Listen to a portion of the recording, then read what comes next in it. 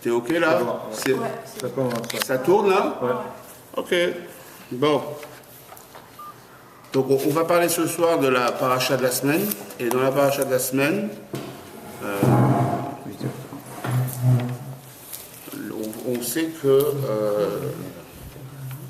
le Kohen, il allume la menorah. Il est sur scène. Pourquoi on ne dit pas l'adlik, s'allumer? Ben oui, on fait ça, on dit ça. Non, il dit l'autre. Be'alotra, ben c'est oui. Be'alotra, c'est très important parce que tu dois élever les. C'est un livre. Il faut. Ok, quel est le nom de la paracha? Be'alotra. Donc, qu'est-ce qui s'est passé la semaine d'avant? Il y a eu comment? Non, il faudrait le Likutei Torah. C'est possible. Le Likutei Torah, ouais. Donc, la semaine dernière, on parle de des Nessim, qui sont les princes d'Israël, qui vont à leur tour à l'inauguration de la. Non, Likutei Torah. Ah, ben c'est bien aussi, ça, très bien. Chumash, très bien, c'est pas grave. Il y a aussi dedans, ok. Et donc, ils ont allumé, chacun à son tour, ils ont amené un sacrifice pour l'inauguration du Beth Amikdash. Et Aaron, lui, n'a rien eu, donc il a eu beaucoup de peine, qu'il ne faisait rien, puisque c'était le représentant de la Shevet Lévi, quand même, c'était le Kohen Gadol, le prêtre.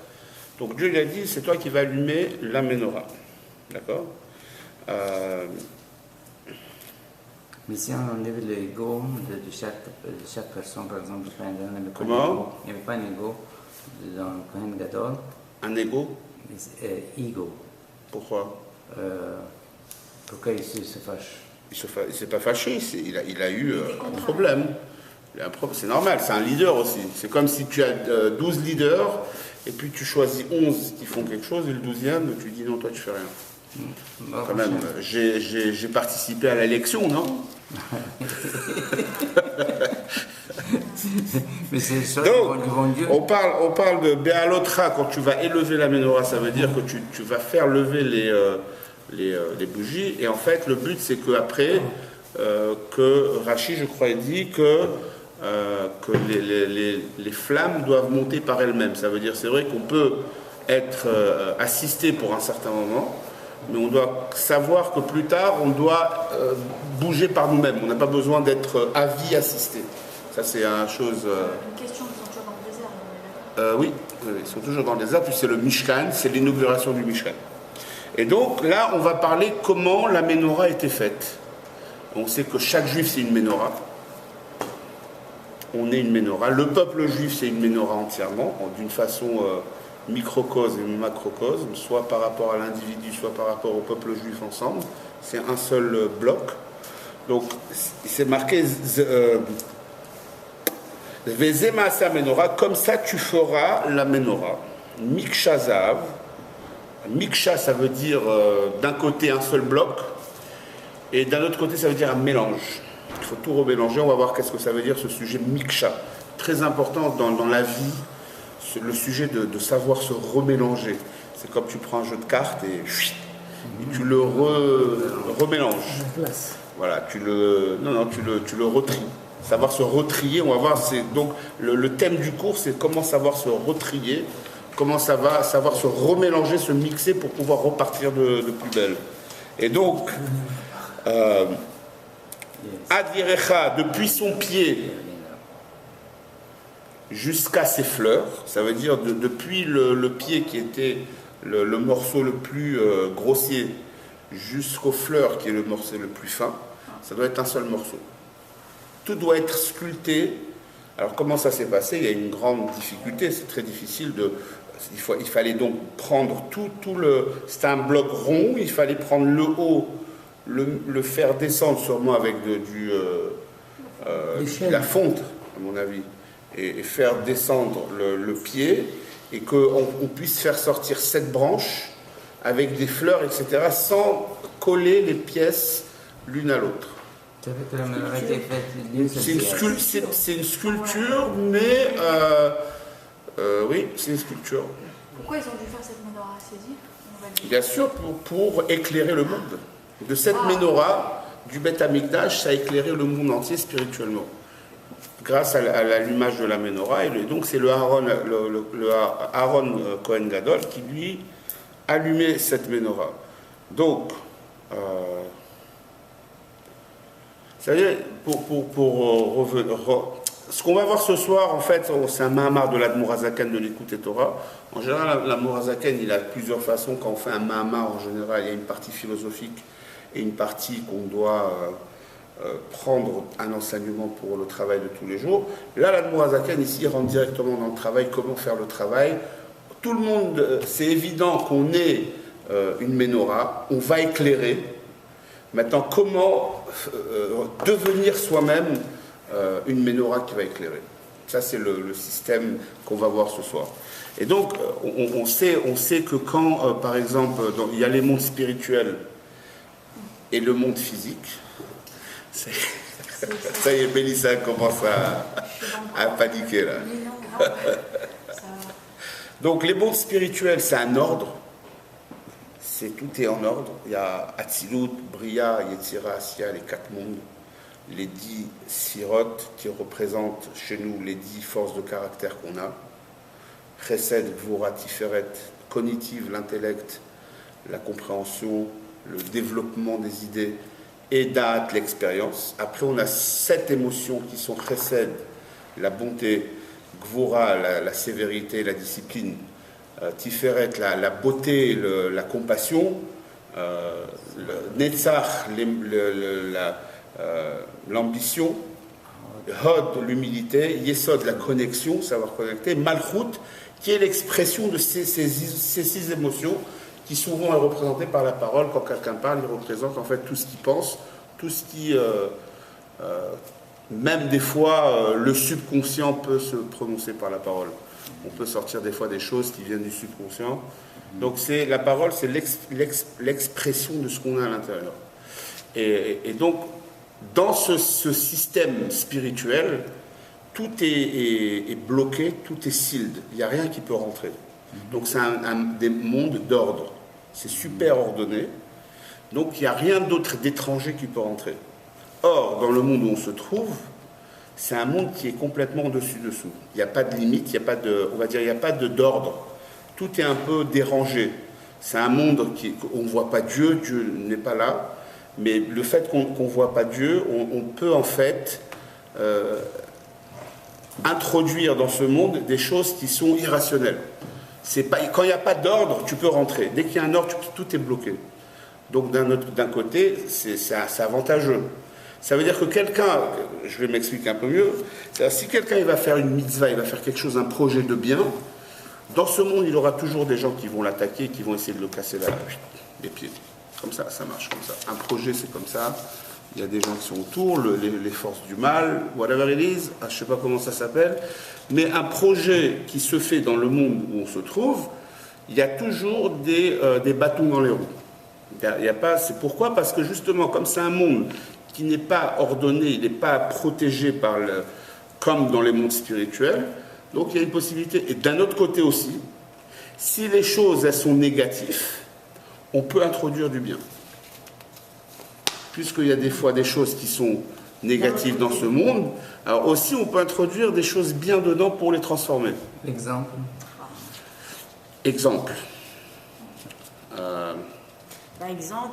Exemple, quelqu'un qui par exemple est dans l'addiction, on peut le transformer, le faire sortir de cette addiction en essayant de rentrer dans... C'est-à-dire que quelqu'un qui se dit fini, c'est pas vrai, et on peut toujours sortir de quelque chose, d'une addiction, d'une chose qui est négative, d'une tendance vers les choses négatives. On peut toujours transformer une personne. Une personne peut être toujours transformable. C'est facile de dire, mais c'est difficile de le faire. Il faut toujours essayer. Attends, Nickel, à l'âge de décalage, tu avais 21 ans, il se postait devant la sortie d'une boîte de jeunes en France pour mettre les tefilines. C'est un peu ça aussi. Voilà. Apporter un truc de bien. Oui, c'est vrai. Arriver dans une boîte de nuit et leur mettre les tefilines. Bon, ça se... Hein? C'était non mais en France, ils font des boîtes de 2 jours. Dans la... Pour les teenagers. Ouais. Hello. Bonjour. Donc, on peut introduire, quand il y a le désordre, on va dire, quand il y a le désordre, on peut toujours introduire des choses. D'accord? Qu'on se trouve dans un monde de désordre.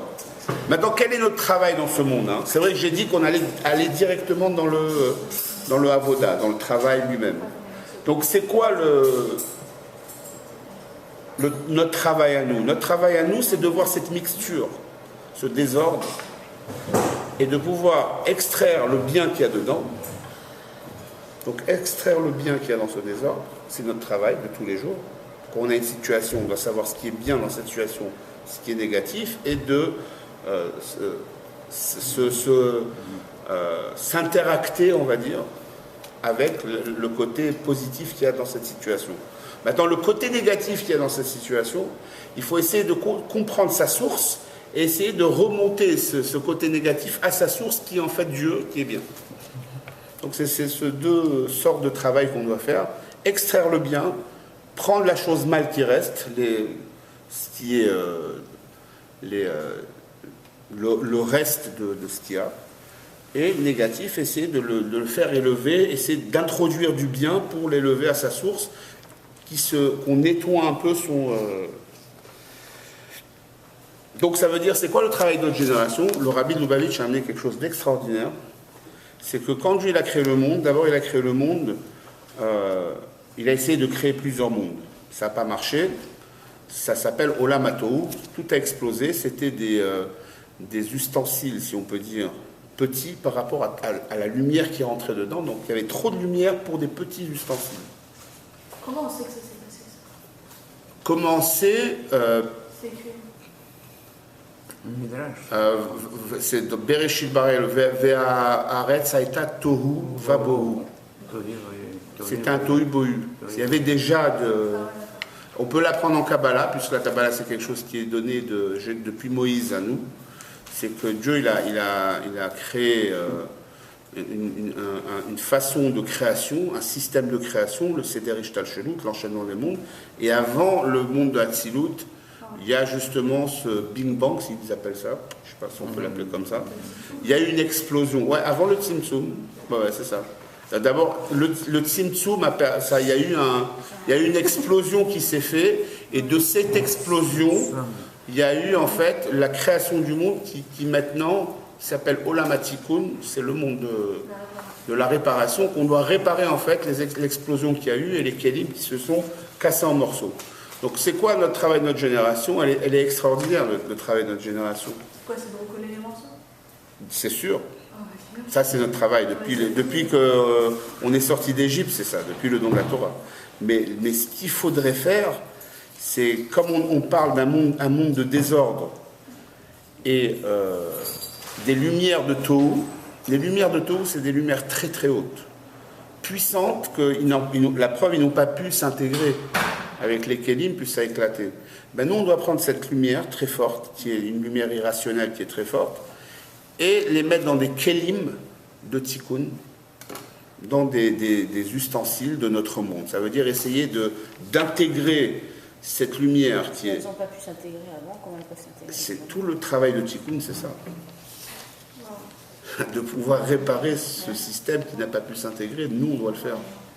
Dieu n'a pas pu le faire, mais nous on peut le faire. C'est notre travail de le faire, c'est pour ça qu'il nous a mis dans ce monde. Pour pouvoir justement réparer ce truc. Et donc on va aller un peu plus deep. Ça veut dire le chaos en fait, c'est quelque chose de négatif, de positif pardon, à un certain moment, puisqu'on peut introduire des choses positives dedans.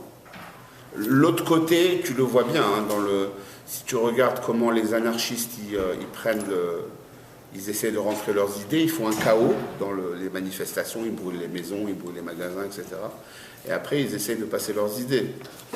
Alors que là, c'est vrai que c'est le chaos de l'autre côté, mais sans avoir en disant que c'est Dieu qui va s'introduire, c'est le bien qui va s'introduire. Le côté anarchique, il existe dans le judaïsme. Mais ça veut dire anarchie, c'est quoi? C'est de laisser la société se réparer par elle-même. Ça se fait en finance, des fois quand il y a des crises. Laisser le marché se reconstruire lui-même. Ouais, ça se fait en finance. Et donc, il y a un côté positif dedans, mais ça dépend qu'est-ce que tu introduis dans ce chaos. Est-ce que tu introduis une positivité? Tu introduis de la négativité. C'est ça la différence. Donc, quand on a un monde qui est mélangé comme ça, et donc on va voir comment une personne doit organiser en fait sa vie. C'est ça le but de ce mixage où on se trouve. Et comment de ce mixage pouvoir devenir une menorah. Ça c'est le but de notre... C'est quoi? On est un mixte en fait, puisque la menorah on a dit que c'est un bloc. Ouais, mais non. Alors voilà, on va voir c'est quoi, on va voir comment ça marche. Donc le sujet c'est Aaron, le but c'est quoi? C'est d'arriver que Aaron puisse allumer cette menorah. C'est le but qu'on a dans notre vie, qu'on puisse avoir qu'on puisse éclairer nous-mêmes dehors. Dans un sens pshat simple. On parle chez Secours, on ne parle pas de pshat. Non, Est-ce qu'Aaron est monté et bien sûr, Be'alotra. Non, mais c'est les nérotes. Be'alotra est un nérote. Ça veut dire allumer le feu. Est-ce que lui est monté? Pourquoi pas? Oui, bien sûr. Mais c'est pas ça qu'on veut dire. On parle, les flammes qui doivent monter. Mais Rachid dit même c'est monter sur des marches. Ok, Il y a bien sûr. Mais le but c'est que Be'alotra est un nérote. Quand tu vas élever élever quelqu'un, c'est élever. Le sujet d'être élevé grâce à ça. Soi-même s'élever. C'est parce que ça c'était c'est la connexion de notre paracha avec cette paracha. C'est ça. C'était les Nessim. On a dit ça au début. On a parlé de ça. Donc, on voit donc la menorah est faite d'une seule un morceau d'or, un seul morceau d'or. Les pieds et les fleurs, c'est-à-dire le niveau le plus grossier et le niveau le plus fin, qui sont les fleurs et les branches, sont faits d'un seul morceau, d'accord? Et donc, le but c'est quoi? C'est en fait de pouvoir faire un design de cette menorah et après de l'allumer. Le but c'est de l'allumer, d'accord? Et donc, faire la menorah, allumer la menorah, c'est les deux étapes, d'accord? Donc, comment on arrive à ces deux étapes dans notre vie? Se construire et après éclairer, d'accord? Briller, pardon. Voilà, plutôt briller. Il faut savoir qu'un juif, il a dans lui une âme divine. Et cette âme divine, elle a un amour pour Dieu qui est naturel, qui brûle tout seul. D'accord? Mais ici,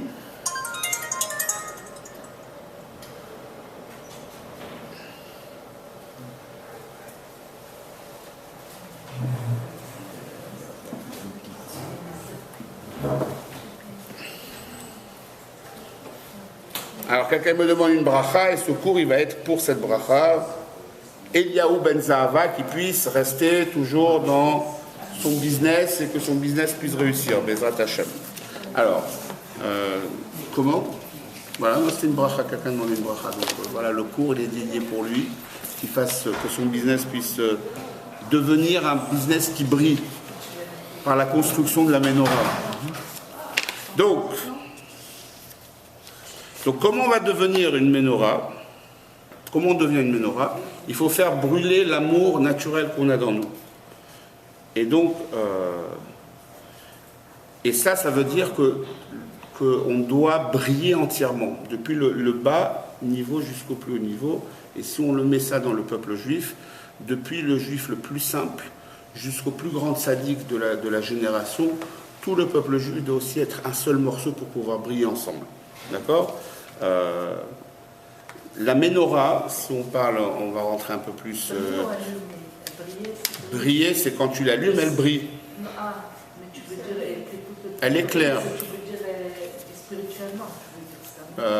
Plus tard. physiquement, c'est même dans le sens où le monde va reconnaître que le peuple juif a une moralité qui est très intéressante et que effectivement on arrêtera d'attaquer la moralité du peuple juif que Dieu leur a demandé d'inspirer le monde avec et de ne pas la transformer avec la nouvelle moralité. Comme par exemple le président Obama ce soir, il va à San Francisco dans un dîner de... Mais cette semaine, ils étaient les rabbins. Mais cette semaine, ils étaient chez lui les rabbins de Saint. Beaucoup de rabbins. Rabbin Luxten était invité chez lui. Des rabbins comment, homosexuels? Non. Non, ce soir, il est à San Francisco avec les... Mais ils étaient chez lui beaucoup de rabbins. Les rabbins Luxten, il va parler de ça. Justement, c'est ça l'influence, l'éclairage qu'on peut donner au monde. Voilà, en fait, si les rabbins ont été là-bas, c'est justement pour influencer les bonnes paroles et au lieu de recevoir des... Oui, mais d'un autre côté, il y a un éclairage qui va l'éclairer de toutes les manières. Donc, bon. En tout cas, c'est une très bonne chose s'ils ont été le voir. Non, ils étaient invités, ils ne sont pas partis. Bah, très bien. Ça, bon. c'est mettre le point, ils étaient invités. Donc, ça veut dire qu'il a besoin d'eux. Évidemment. On va un peu bifurquer, on va aller chez Zacharia, qui était un prophète. Et on sait qu'il y a la prophétie de Yecheskel qui a vu le chariot divin. Et aussi Zacharia, ça a été le plus bas niveau de la description du chariot divin spirituel. On avait fait un cours sur ça, tu te rappelles, les chérubins? Ouais. Donc il faut savoir que Zacharia, lui, il a représenté ce chariot divin qui a dedans donc la face de l'homme, la face du taureau, la face du lion et la face de l'aigle. Il a représenté à travers la menorah, puisqu'il y avait un plus bas niveau de prophétie qu'avant. Donc il a fait ça, la prophétie, si vous regardez Zacharia, il parle de la menorah, comment la menorah c'est en fait le chariot divin qui est la présence divine dans le monde. Donc par la menorah, on a une présence divine dans le monde. On avait dit que les chérubins sont aussi une présence divine. Là, par la menorah aussi, c'est une présence divine d'après Zacharia, le prophète. Donc, et lui, il dit là-bas que, en fait, la menorah, c'est la parole de Dieu. Ok? Et la menorah aussi, c'est la communauté juive. Donc, on va suivre. D'un côté, c'est la parole de Dieu. Qu'est-ce que Dieu il a fait avec sa parole? Il a créé le monde. Ouais. Et les âmes juives sont aussi la parole de Dieu.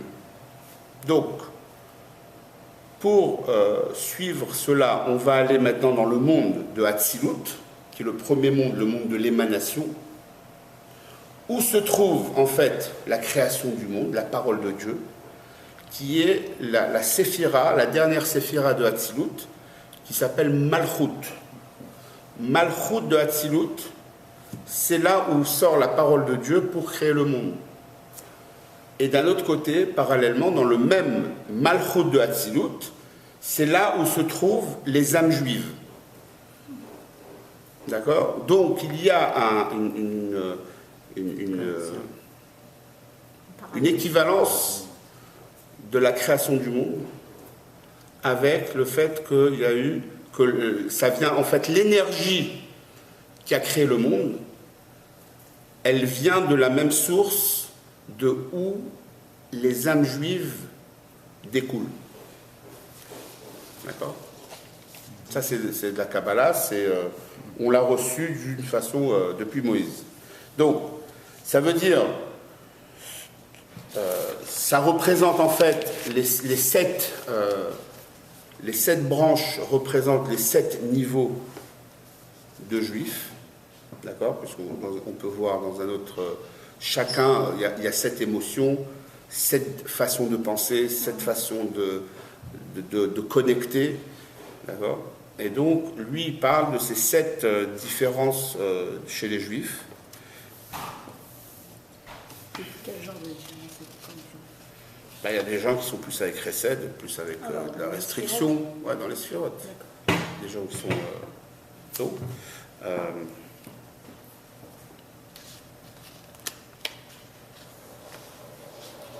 donc qu'est-ce que ça veut dire? Ça veut dire que les âmes juives, qu'est-ce qu'elles font? Elles arrivent à collecter donc la vision, l'énergie divine qui est dans le monde irrationnel. Le peuple juif, on a cette possibilité de faire rentrer dans le monde, dans ce désordre, l'irrationnel dans le monde rationnel. Donc, pour revenir à la menorah, notre but encore, c'est de fabriquer la menorah et de l'allumer. D'accord? Donc, qu'est-ce que la représente la menorah? La menorah représente la communauté juive. Toute la communauté juive dans son ensemble en un seul bloc. Et même, ça représente, comme là-bas il dit Zacharia, que ça représente aussi le Zerubbabel, des gens qui sont mélangés de bien et de mal, qui malheureusement n'ont pas réussi à repousser les addictions, des tentations qu'on a dans la vie. Ça peut être des tentations fines, ça peut être des tentations grossières, mais quand même, tout ça, ça fait le peuple juif.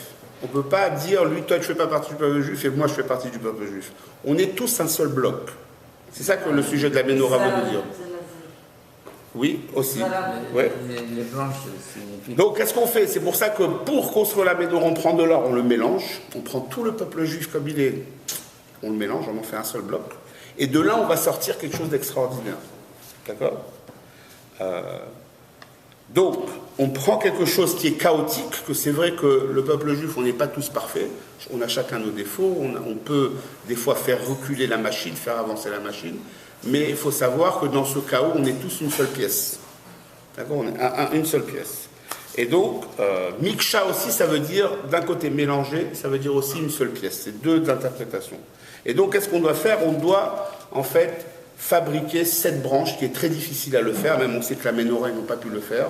C'est Dieu qui a pris, il a demandé à Moshe de jeter dans le feu, et c'est sorti la menorah. C'était impossible, très difficile à faire, de pouvoir raffiner l'or, cette manipulation de l'or, etc. C'était très difficile. Donc, qu'est-ce que ça représente de pouvoir faire 7 branches? Ça représente de pouvoir travailler sur nos émotions, les 7 émotions qu'on a. D'accord? Et les branches veut dire les émotions alors. Ça représente les 7 midotes. Et travailler sur nos émotions qui sont négatives et les transformer en branches et en fleurs. Ça, c'est ce que ça veut dire, le travail qu'on doit faire de tous les jours pour pouvoir fabriquer donc fabriquer nos émotions. Pourquoi je dis ça? C'est que en fait, chacun est né avec un certain ordre, un certain caractère. Dieu lui a donné une façon de penser, il est comme ci ou comme ça, il fait partie de cette branche ou de cette branche ou de ça ou ça. Il a un ordre en fait. Et là, ce que l'Admor Zakai il te dit, si tu vas vivre toute ta vie avec ton ordre que Dieu t'a donné, tu vas être boring, tu vas être... Non, on veut casser cet ordre. Il faut casser l'ordre.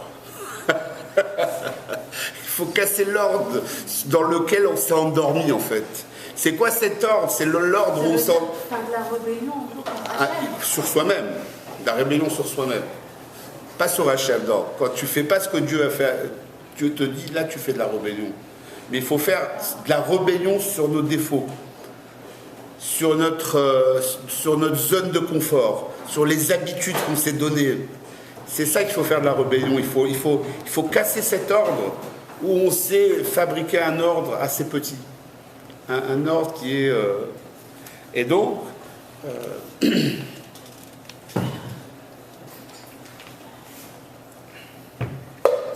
Mais c'est vrai que si on reste dans l'ordre que Dieu nous a créé, garder notre on va dire...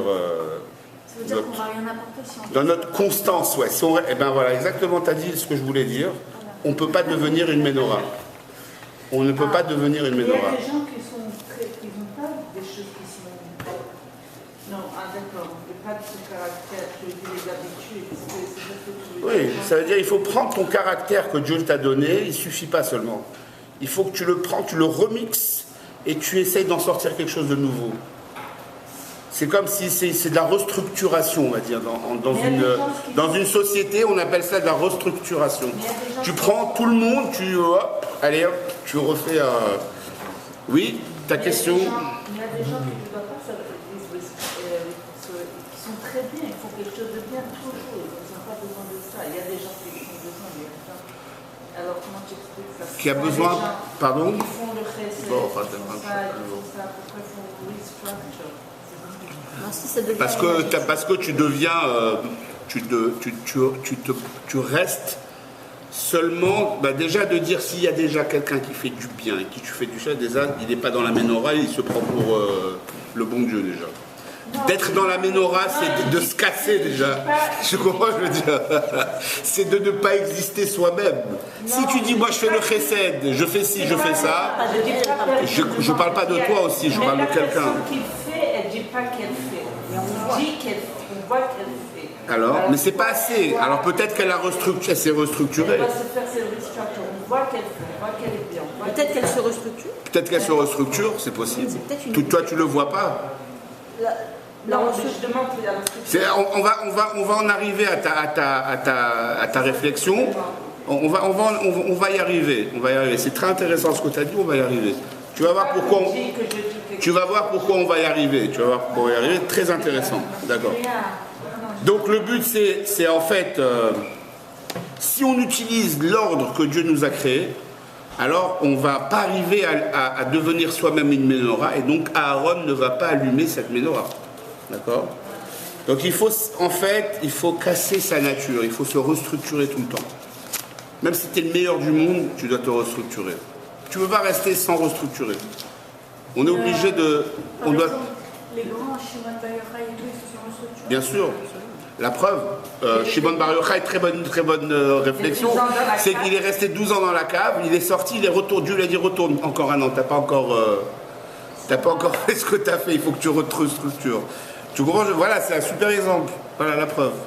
Tu vois, ça veut dire qu'il faut se remettre en boule, il faut se remettre dans un mixeur, se broyer, ne plus exister soi-même et se restructurer avec une nouvelle menorah. Toujours, c'est ça le point qu'on doit faire.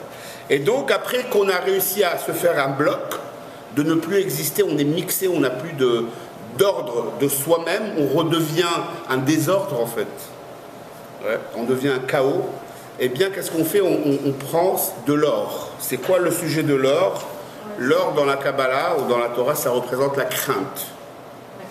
Le kesef, l'argent, ça représente l'amour. Et l'or, ça représente la crainte. Zav, c'est Yira. Et kesef, c'est Ava. Yira. Ouais. Kesef, c'est l'argent. C'est pour ça que les gens ils aiment l'argent. C'est de l'amour, ça vient du sujet de l'amour. L'or, ça veut dire que c'est l'argent. Ça représente la crainte. C'est-à-dire que si on emporte ou si on a... Non, c'est en général. C'est pour ça que il y a tout un sujet qu'on peut en faire un cours. Qu'est-ce que c'est l'or, qu'est-ce que c'est l'argent, spirituellement, Balpi Kabbalah, etc. Mais bon, là, ça représente l'or, le morceau d'or qu'on prend. C'est un sujet de travail, de crainte pour approcher la divinité. On va voir qu'est-ce que ça veut dire. D'accord? Pourquoi? Parce que l'amour, c'est quelque chose qui est naturel. Chez un juif, d'aimer, c'est naturel. La crainte, ça doit être intellectuel. D'accord? Ça doit être réfléchi, ça doit être quelque chose qui va faire travailler. Et donc, dans notre cas ici, en fait, le fait de réfléchir, le fait de réfléchir à quoi? On va réfléchir à quoi? C'est en fait de la méditation. On va voir qu'en fait, nous, on n'est rien dans ce monde, que Dieu il a créé un monde extraordinaire. Hop là. Tu l'as eu, hein. Ouais. Tu l'as eu, hein.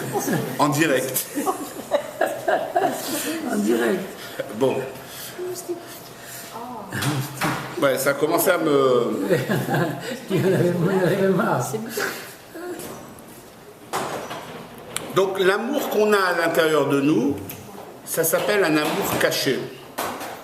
C'est pas, tu te réveilles pas tous les matins et tu as envie enlacer Dieu. Tu penses tout de suite, vite, quelle heure il est. Il n'y a pas l'amour caché qui se révèle. C'est un amour qui est caché en fait. Il se réveille pas tout le temps. Et donc, dans notre cas, comment on peut le réveiller? En passant par la crainte, par le respect de Dieu. Comment on arrive à cette crainte? C'est en réfléchissant sur la création du monde, comment Dieu a créé le monde, comment Dieu il dirige les mondes, la grandeur de Dieu, comment nous on est petits par rapport à tout ce qu'il y a autour de nous. D'accord? C'est tout le contraire de l'égocentrisme en fait, et le self-centered. Ouais, mais il y a bien des fois un égocentrisme. Pourquoi? On est obligé. Bon, écoute. Bon, toi, tu peux être égocentrique, c'est pas grave. Non, mais il y a des jours, voilà. Oui, il y a des jours que oui. Mais si tu as de l'égocentrisme divin, ça marche. Mais c'est son égocentrisme, c'est un problème. Et donc, qu'est-ce qui s'est passé? Donc, par cette méditation, on va voir la grandeur de Dieu. Et on va amener la crainte de Dieu dans nous. La crainte, quand je dis la crainte, c'est le respect, qui va permettre de réveiller cet amour qui est caché. Pourquoi il y a besoin de cette crainte? Cette crainte, comment on l'a construit? C'est pendant la prière. Or, avant, au premier temple, c'est qui a instauré en fait la prière? C'est Knesset Agdola. C'est la grande assemblée qui a instauré la prière, parce qu'avant ça, les Juifs, ils faisaient le Kriyat Shema et la Hamida. Kriyat Shema, on est obligé de le faire 2 fois par jour, et la Hamida, c'était pour demander ses besoins personnels à Dieu. Avant, c'est tout ce qu'il y avait comme prière. Et donc après que le premier Beth Amikdash a été détruit, la Knesset Agdola, elle a instauré la prière, elle a en fait agrandi le Sidour. Le livre de prière, il a grossi. De plus en plus qu'on est descendu de niveau. Pourquoi? C'est quoi le point?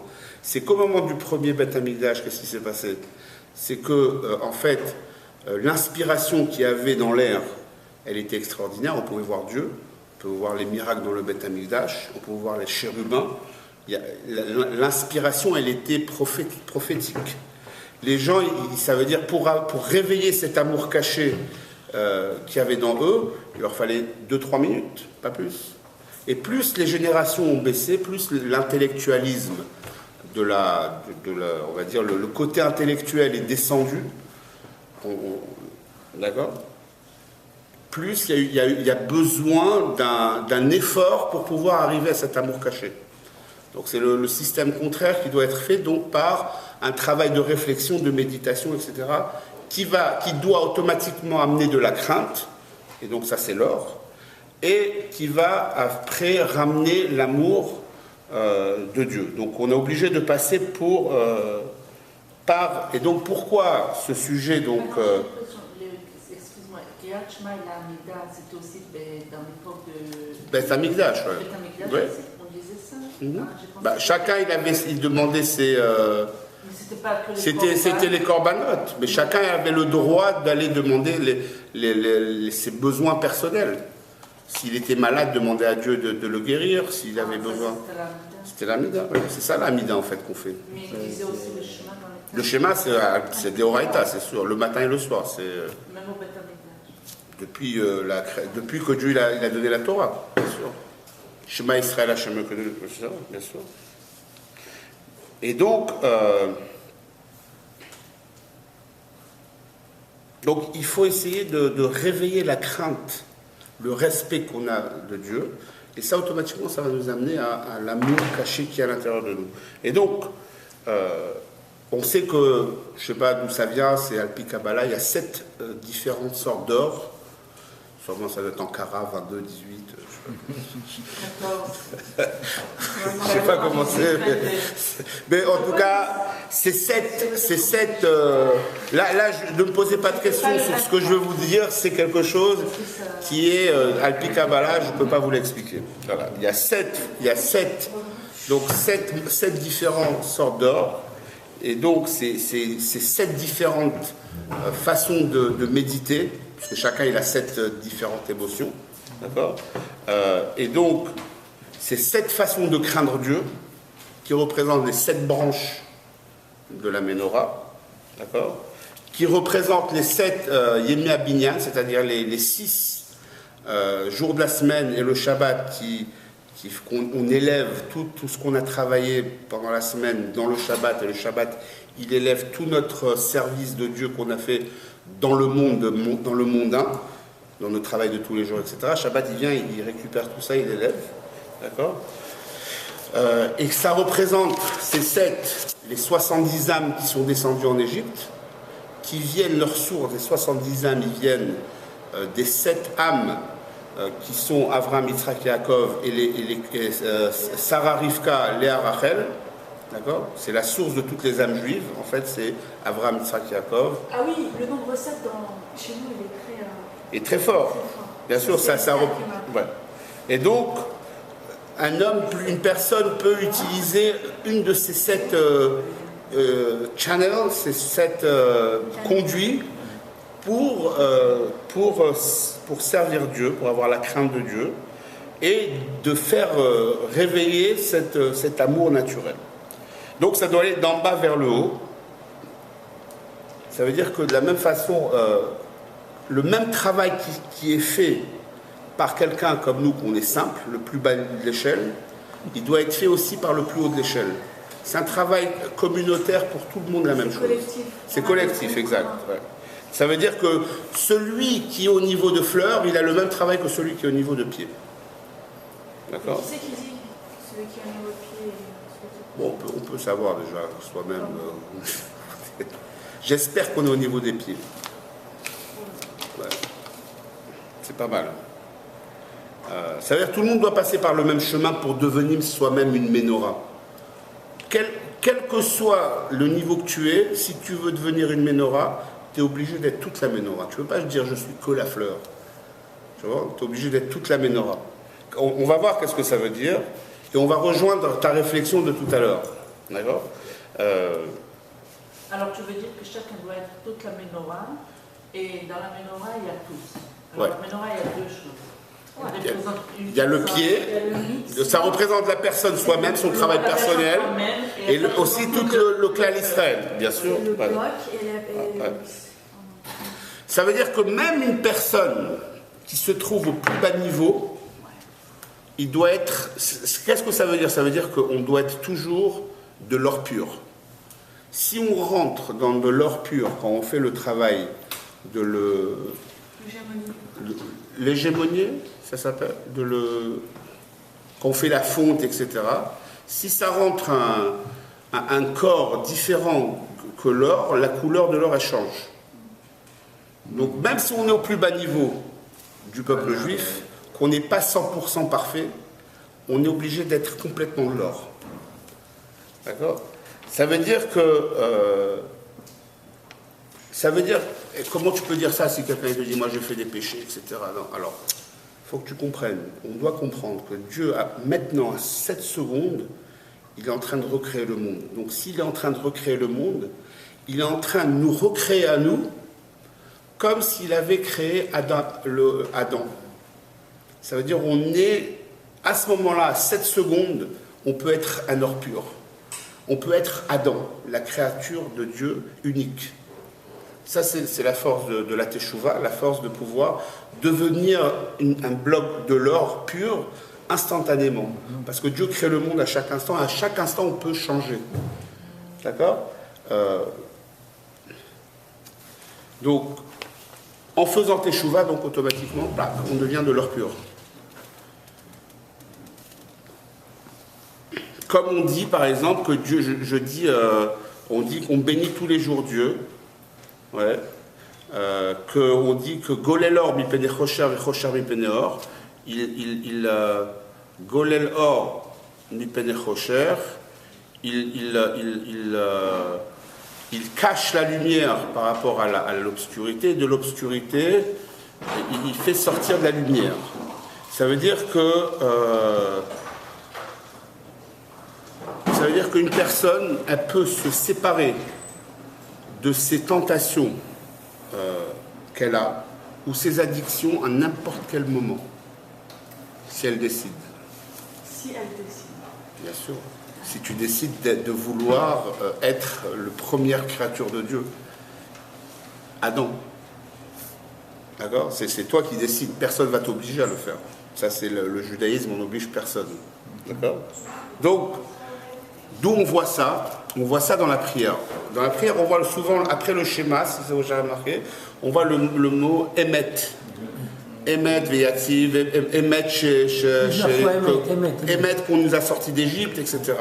C'est-à-dire le mot émet, c'est pas que émet une fois, c'était la vérité. Non, le émet, il est maintenant. Ce émet avec quoi tu nous as fait sortir d'Égypte, il peut nous faire sortir de la même façon maintenant de notre zone de confort. Puisque l'Égypte, c'est quoi? C'est la zone de confort, c'est d'être prisonnier, bloqué. C'est ça, c'est quoi une addiction? Une addiction, c'est d'être bloqué. Une tentation, c'est d'être bloqué de... Qu'est-ce qu'il y a de mal d'être conforté dans une zone de confort? Qu'est-ce qu'il y a de mal? Oui, ça dépend dans quelle situation. Si tu veux, quelqu'un veut rester vivre d'une façon monotone, c'est son choix. Mais est-ce qu'une personne, elle n'a pas envie de... En général, elle a envie de... Si une personne, si elle a 1, elle veut 2. Elle a 2, elle veut 4. Elle a 4, elle veut 16. C'est la nature de l'homme. Donc pour pouvoir avoir 16, 32, 64, il faut sortir sa zone de confort. La zone de confort, peut-être, elle te donne aller jusqu'à 16. Bon, mais écoute, mais le but, c'est de devenir une menorah. C'est-à-dire après que tu restes prisonnier, tu peux rester prisonnier de ça. Oui, tu peux être... Mais tu crois que tu n'es même pas prisonnier, mais en fait, tu es prisonnier. C'est-à-dire que tu ne vas jamais sortir de l'habitude que tu as pris. Voilà. Mais c'est très difficile. Ouais. Ben oui, c'est un travail de tous les jours. Ça veut dire une personne, elle peut vivre pendant 30 ans dans une habitude, une tentation, un vice, une addiction. Et il dit, allez, laisse tomber, je suis fini. Non, Dieu, il te dit, tu peux sortir à n'importe quel moment. Émet que tu nous as fait sortir d'Égypte. Le émet, il s'est introduit dans l'Égypte pour pouvoir faire sortir les Juifs d'Égypte. C'est le émet qui te fait sortir d'Égypte. D'accord? Ça veut dire que, en fait, si tu veux, si on veut aller un peu pousser le bouchon un peu plus, on va être un peu plus controversé. C'est en fait Dieu qui t'a poussé dedans, dans cette tentation. C'est Dieu qui a créé ça. Et toi, t'es tombé dedans. Tu n'aurais pas dû tomber, mais maintenant que t'es tombé, sache que tu peux sortir de cette tentation parce que Dieu, il est descendu avec toi aussi. Quand Dieu, nous, on est descendu en Égypte, Dieu, il est descendu avec nous. Et il est remonté avec nous aussi. D'accord? Comme c'est marqué Vanartinatira Shurak Kula Zera Emet, ça veut dire le mot Shurak, le Shuruk. Alors, le ou en hébreu, ça se présente Shuruk ou Chubuk, c'est ça? Non, il y a le Shuruk, c'est les 3 points comme ça. Et le Ségol, c'est 3 points comme ça, ouais? D'accord. Donc le Shuruk, je ne sais pas de me demander d'où je sais ça, c'est marqué en Kabbalah. Le Shuruk, ça représente le désordre.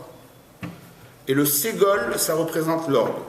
Donc il dit que je t'ai fait tomber un peu dans le Shuruk, dans le désordre, mais j'ai planté dans ce désordre le Émet, la vérité. Et donc ce Émet-là, j'ai planté une graine de vérité de Émet, et qui va pouvoir transformer, une personne peut se transformer à n'importe quel moment et devenir un Ségol, un niveau d'ordre. D'accord? Et donc, le sujet de Ségol et Shuruk, c'est Dieu, en fait, qui crée un peu le désordre. On sait que Dieu, il a dit à Eliyahu Hanavi que c'est lui qui a poussé, en fait, la femme à manger le fruit. Parce qu'il voulait le plan B, il ne voulait pas le 2% de retour en investissement, il voulait des 1000% en investissement. Parce que si c'était en 2%, on serait resté comme Adam et Ève, etc., ça aurait été un peu boring le monde. Mais là, il y a du challenge. Dieu, il a voulu qu'on atteigne Mashiach à travers un challenge, et pas à travers un 2% d'investissement, mais à faire des grosses profits en investissement. Donc c'est ça. Mais c'est vrai que des fois, on peut tomber, mais il faut savoir, quand tu tombes, il y a toujours le Émet qui vient avec toi, qui peut te refaire sortir de ça. D'accord? Et donc... Donc, comment on dit Émet Gealtanu, qui nous a fait délivrer avec le Émet, grâce au Émet. Et donc la même chose qui nous a fait sortir d'Égypte, il va nous faire sortir de n'importe quelle rédemption. On va avoir la rédemption grâce au sujet de Hémet. Et donc ça va nous permettre, quand il y a toujours la sincérité, il y a toujours le Hémet, alors on peut devenir une menorah à 7 branches. Mais pour ça, il faut un mélange. Donc, récapitulons. Il faut que la menorah, l'or, il soit mélangé, soit dans un seul morceau. Après, il faut avoir cette force, grâce à la crainte, de pouvoir repousser les énergies négatives. Et donc, quand est-ce qu'on peut repousser ces énergies négatives, quand on est tombé dans ce sujet de négativité, dans ce désordre, d'accord ? Et de ce désordre, on va pouvoir avoir une rédemption de ça et pouvoir faire cette menorah, cette branche. Donc, qu'est-ce que ça veut dire dans notre vie de tous les jours? Ça veut dire, qu'est-ce qui s'est passé après la sortie d'Égypte? Avant la sortie d'Égypte, Dieu dit, je vais punir les premiers-nés. Les premiers-nés d'Égypte et les Bechol, Bechoré Israël, ils vont être les premiers-nés des Juifs vont sortir d'Égypte. Qu'est-ce que ça veut dire? C'est quoi l'aîné? L'aîné, c'est, en Kabbalah, on représente par Chokhmah. Chokhmah, c'est l'intellect, c'est le wisdom, c'est le premier flash qu'on a. C'est la première idée qui vient. Donc, ce qu'il faut, c'est détruire la première idée de l'âme animale et de faire ressurgir le premier-né de l'âme divine, la première idée de l'âme divine. Je sais pas si je répète. Non, ça va. C'est bon, tu vois, je veux dire, il faut savoir détruire ce qui nous contrôle dans l'âme animale et révéler ce qui devrait contrôler ou nous diriger vers le côté positif grâce à Chokhmah, mais du côté positif. Donc on sait que Chokhmah, c'est le flash. Souvent, on a tous eu des fois des idées qui flashent là, une super idée. Donc il faut savoir, il y a 2 sortes d'idées. Il y a les idées négatives, les idées positives. Il faut savoir détruire les Bechor, les premiers-nés d'Égypte, pour sauver les premiers-nés d'Israël. D'accord? Donc il faut savoir détruire les idées qui peuvent nous amener vers des tentations, vers des addictions, vers des choses qui sont négatives, et les remplacer par des tentations qui sont positives. Donc, si quelqu'un est addicté à Internet, au lieu de regarder Internet, des choses d'Internet, hop, il rentre dans des trucs de Torah qu'il y a dans Internet. Ça peut se faire. C'est une bonne chose. Bah oui, Skype, c'est parfait. Voilà. Et donc, c'est qui nous permet en fait de s'élever, et de sortir de prison de ces tentations, de cette addiction, de notre train-train journalier, de notre zone de confort. C'est la prière. La prière, ça nous permet de nous renforcer. On sait que si on prie bien le matin, toutes les relations avec les gens dans la journée, elles vont passer comme une lettre à la poste. La prière du matin, elle donne une super... non? Non, pas toujours. Pas toujours. Bah, t'as mal prié. Et donc... c'est pour ça que, par exemple, dans la prière, il y a des moments de confession. On dit, Khatati, j'ai péché. Donc, on sait se recasser et se remixer et se redevenir un mélange, de tout remélanger, qu'en fait, qu'on n'est rien, qu'on croit qu'on est on pense qu'on est des gens qui ont fait du chesed, on fait des ci, des ça et des ça. Et quand on arrive à la prière, on dit « Excuse-moi Dieu, je suis une banane, je suis ci, je suis ci, je suis ça ». Donc il faut savoir se restructurer. On le voit dans la prière d'ailleurs. D'accord? Et donc, encore une fois, pour pouvoir être une menorah, il faut savoir se mélanger, savoir se restructurer. Il faut avoir la crainte divine qui va pouvoir repousser la négativité et donc sortir d'Égypte en tuant les premiers-nés de nos pensées qui sont mal et en mettant en avant les premiers-nés de l'âme divine qui vont permettre à sortir d'Égypte, qu'eux vont, oui, sortir d'Égypte. Mais quand on parle de la menorah, on parle de la menorah collective. Là, on vient de parler de sa menorah, sa propre menorah. Mais dans la menorah collective, il faut que les Juifs, en fait, soient une seule menorah. Qu'est-ce que ça veut dire? Et pour en finir là, je pense qu'on a fini là. Non, c'est dans 2 minutes.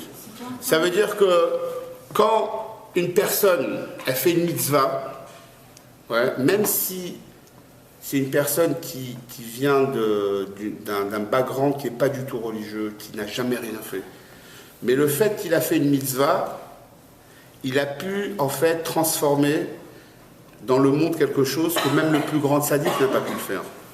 C'est pour ça que c'est très important que chaque juif puisse faire des bonnes actions, même s'il ne fait pas tout, mais il fait une bonne action en plus. Il va rajouter une action de bonté et de générosité, ça va permettre de reconsolider la menorah collective. Donc c'est pour ça que dans le judaïsme, chez les chassidim en particulier, on ne peut pas sous-estimer un autre juif. Parce que si ce juif-là, il va faire teshuva, il va révéler son âme, et son âme, elle est peut-être plus haute que la nôtre. Donc on ne peut jamais, en fait, sous-estimer quelqu'un. Ça veut dire que le fait que le pied de la menorah, qui est le plus bas niveau, il va faire une petite mitzvah, il va permettre à la fleur de briller. Et qui te dit que lui se trouve, la mitzvah qu'il a fait, c'est cette mitzvah qui a permis que toi tu sois la fleur, et que le fait que lui il est en bas, c'est parce que toi la fleur, tu n'as pas réussi à le connecter avec la menorah. Donc on ne peut pas, une menorah c'est un seul morceau, un seul peuple juif, et chaque juif il a sa position dans la menorah. Et aussi, ça nous donne aussi un concept, c'est que quand quelqu'un il fait quelque chose, eh ben, on n'est pas obligé de courir et de dégager pour faire la même chose. Chacun, puisque c'est un mixage de tout, donc il faut savoir que chacun puisse avoir sa position dans la vie qu'il mène tous les jours. Donc notre position, elle est très importante. C'est pas la peine d'aller chercher la position de quelqu'un d'autre.